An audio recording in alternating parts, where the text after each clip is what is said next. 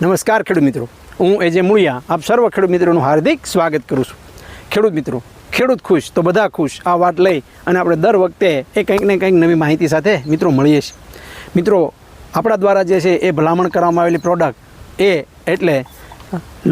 જે આપણે ભલામણ કરી કે પ્રોસીડ અને જે છે એ વરદાન। મિત્રો, પ્રોસીડ અને વરદાનના છંટકાવ જે છે જે કપાસની અંદર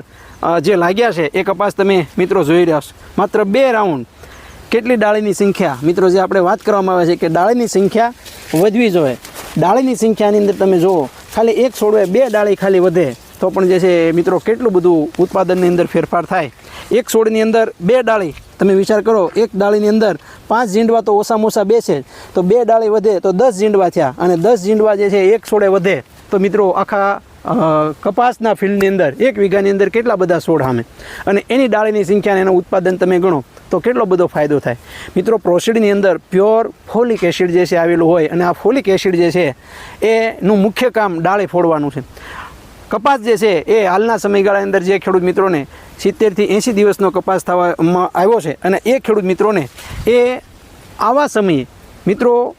આપણે જે ભલામણ કરીએ છીએ એ એટલે વરદાન। આ વરદાનનો જે છે એ છંટકાવ કરવામાં આવે તો સાપવાની સંખ્યા એ મિત્રો તમે જોઈ શકો છો। કપાસની કેપેસિટી ખૂબ વધારે સાપવા બેસાડવાની છે। એક કપાસનો છોડ ઓછામાં ઓછો 250થી 300 સાપવા બેસાડી શકે પણ એ સાપવાઓ જે છે એ મિત્રો ખરી જતા હોય તો આ સાપવાઓ જે છે ખરતા અટકાવવા માટે અને સીધું પોષણ જે છે એ એમિનો એસિડના માધ્યમથી મિત્રો આ વરદાનથી જે છે મિત્રો આપી શકાય। એક પંપમાં 30 ml પ્રોસીડ 25 ગ્રામ આ બંને નાખીને છંટકાવ કરવામાં આવે તો 2 છંટકાવની અંદર તમે કોઈ પણ છોડ મિત્રો આની અંદર જોઈ રહ્યો છો કે ડાળીની સંખ્યા અને સાથે સાથે સાપવાની સંખ્યા ઝીંડવા જે છે એ મિત્રો